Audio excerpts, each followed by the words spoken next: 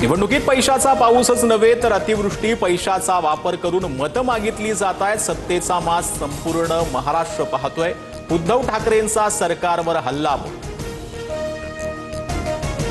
बाळासाहेब आणि अटलजींनी केलेली युती कायम राहणार। उपमुख्यमंत्री शिंदेंचं रवींद्र चव्हाणांना उत्तर, तर 2 तारखेपर्यंत मला युती टिकवायची आहे, चव्हाणांनी केलं होतं विधान।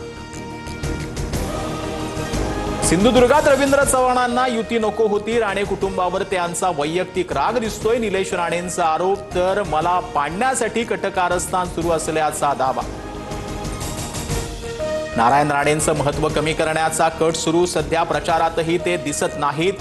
दीपक केसरकरांचं मोठं विधान, तर केसरकर बोलले ते खरंच, हे स्थानिक निवडणुकांपुरतं मर्यादित नाही। निलेश राणेंकडून दुजोरा।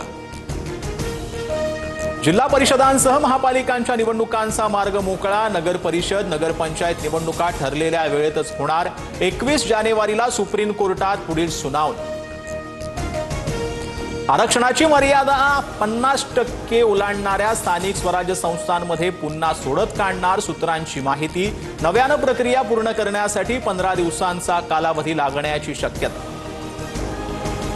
आम्ही सुखानं नांदतोय, आमच्यासोबत तुम्ही देखील सत्तेत या। उदय सामंतांकडून वडेट्टीवारांना शिवसेनेत येण्याची ऑफर। सत्तेची लंका जाळून सुखानं नांदा, या वडेट्टीवारांच्या टीकेला उत्तर। राजन पाटलांच्या मुलाचं अभिनंदन करतो, अंगावर आले तर शिंगावर घ्यायचं। सदाभाऊ खोतांचं अजित पवारांविरोधात वक्तव्य। बाळाराजे पाटलांचं समर्थन करताना दादांविरोधात दंड ठोपटले।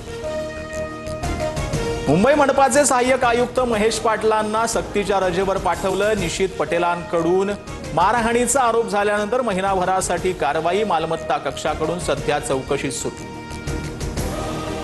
सोलापूरच्या एसटी आगार प्रमुखांचं प्रताप सरनाईकांकडून निलंबन। कारवाईनंतरच डोळे उघडणार असतील तर कारवाई करावी लागेल। बस स्थानकाची अवस्था पाहून परिवहन मंत्री संतापले।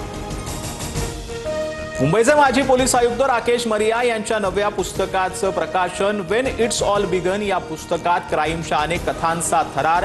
दिग्गजांकडून मारिया यांना शुभेच्छा।